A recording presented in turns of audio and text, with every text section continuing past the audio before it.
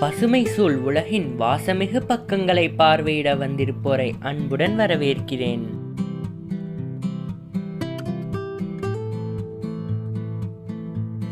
விதைத்தவன் மறைந்தாலும் விருட்சங்கள் மறைவதில்லை.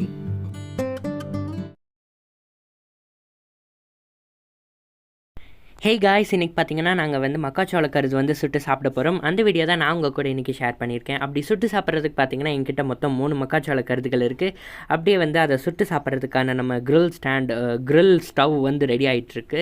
பார்த்தீங்கன்னா 2 ஹாலோ பிளாக் கல் வச்சு நடுவில் வழக்கம் போல் மரக்கட்டைகளை போட்டு அதை ஹீட் பண்ணிகிட்ருக்கோம். தீ ஒரு அளவுக்கு நல்லா ஹை ஃப்ளேமில் எரிஞ்சதுக்கப்புறமா மேலே ஸ்டாண்டை வச்சுட்டு அப்படியே நல்லா வாட்டி எடுத்து சாப்பிட்ற வேண்டியது தான்.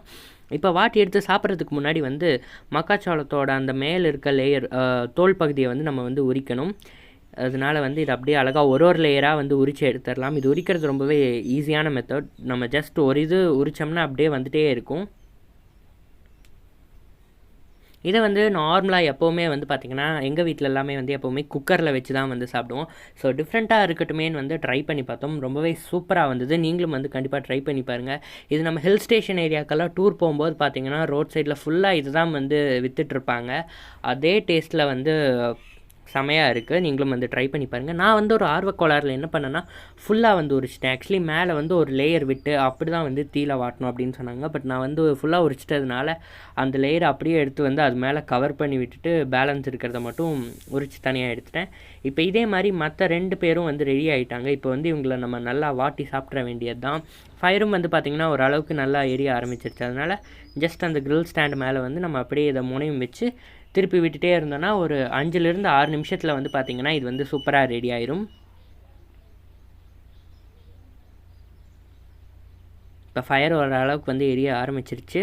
நம்ம 3 கானையும் ப்ளேஸ் பண்ணிவிட்டு இதை நம்ம திருப்பி விட்டுட்டே இருந்தோம்னா நான் முன்னாடியே சொன்ன மாதிரி ஒரு 6 நிமிடங்கள்லேயே இது சூப்பராக ரெடி ஆயிரும்.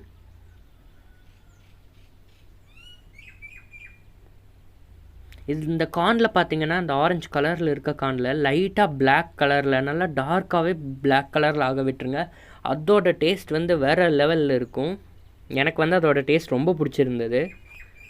உங்களுக்கு அந்த பிளாக்காக ஆனால் அந்த டேஸ்ட் பிடிக்காதுன்னா லைட்டாக நல்லா டார்க் ஆரஞ்சு கலரானே எடுத்துருங்க.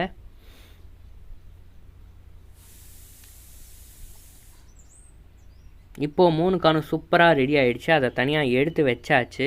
ஆக்சுவலி பார்த்திங்கன்னா இந்த கானை இந்த லேயரை உரிச்சிட்டு இது மேலே உப்பு மிளகாத்தூள் அப்புறம் கொஞ்சமாக எலுமிச்சம்பழ சாறை தூவி விட்டு சாப்பிட்டா அதை விட சொர்க்கம் வேறு எதுவுமே இல்லைங்க. நீங்களும் கண்டிப்பாக இதை ட்ரை பண்ணி பாருங்கள். ரொம்பவே சூப்பராக இருக்கும்.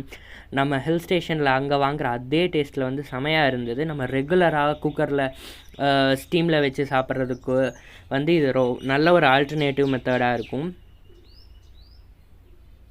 அதே மாதிரி குக்கரில் வச்சோன்னா அது நார்மலாக கிச்சனோட முடிஞ்சிடும். இப்படி இருந்ததுன்னா வீட்டுக்கு வெளியில் எங்கேயாவது வச்சு அந்த செட்டப் எல்லாம் பண்ணி நம்ம ஃபேமிலியோடு ஒரு 10 நிமிஷம் 1/2 மணி நேரம் ஸ்பெண்ட் பண்ணி சாப்பிட்டா அதோட டேஸ்ட் அது இன்னும் இன்க்ரீஸ் ஆகும்.